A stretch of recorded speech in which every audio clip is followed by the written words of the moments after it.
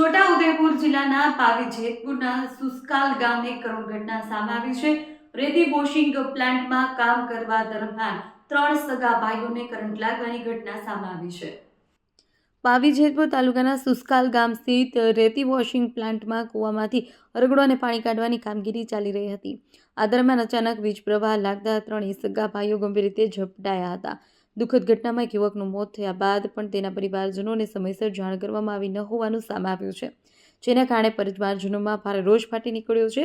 પરિવારજનોએ રેતી વોશિંગ પ્લાન્ટના સંચાલકની ગંભીર બેદરકારીને કારણે ઘટના બની હોવાના આક્ષેપ કર્યા છે। ઘટનાની જાણ થતાં પોલીસ સ્થળ પર પહોંચી તપાસ હાથ ધરી છે।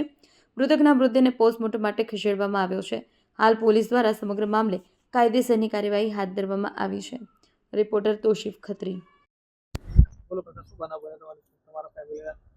છોકરાને કરંટ લાગ્યો સાહેબ, એટલે કરંટવાળા સેટે ફોન કર્યો મને કે ખબર જોવા માટે અહીં આવો, 4-5 વડીલો લઈને એટલું જ કહ્યું હતું મને। તો હું મારા ભાઈઓને બધાને તેડીને આવ્યો અહીંયા ખબર જોવા માટે હોસ્પિટલ દવાખાનું।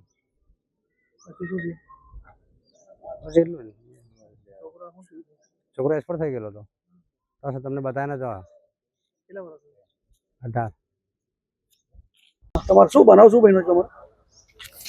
સાહેબ મારું નામ છે દિલીપ, ગામ છે મારું ગુસ્સર, તાલુકો ગોધરાજી, પંચમહાલ। સુસ્કાલ ગામે મીરા એન્ટરપ્રાઇઝ પ્લાન્ટની અંદર હું કામ કરતો હતો કૂવાની અંદર। સાહેબે કહ્યું રગડો કાઢવાનું બહાર, તો એટલે મોટર ચાલુ હતી અંદર। 2 કલાક પહેલાં અંદર અમે કામ કરતા હતા, અચાનકથી કરંટ લાગ્યો અમને ત્રણેયને। અમને 3 પછાડી નાખી દીધા પાણીની અંદર। અમે 2 ભાઈ તાત્કાલિક તકાત લગાવીને દિવાલે પકડી દીધા, અમે ટંગાર્યા, પગ પાણીમાં નહીં રાખ્યા।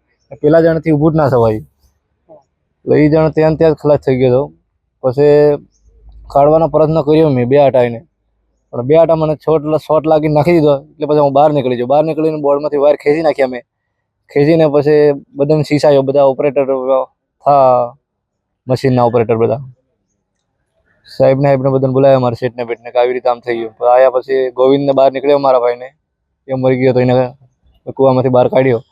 પછી બહાર કાઢ્યા પછી હોસ્પિટલ લાવ્યા, નીલકંઠ એમાં લાવ્યા હોસ્પિટલની અંદરથી। મેં પૂછ્યું સાહેબને કે કેમ છે મારો ભાઈ, હોશમાં છે કે નથી? એમ તો મને કોઈ જવાબ આપ્યો નહીં તો અંદર મને જવા દીધો, કે કોઈ જવાબ મને આપ્યો જ નહીં। મેં કીધું મારો ભાઈ કયો હોશમાં, એ મને ખાલી બતાડો તો મને અંદર જવા નહીં દો। પછી મારી કાનથી મોબાઈલ બધું લઈ લીધું।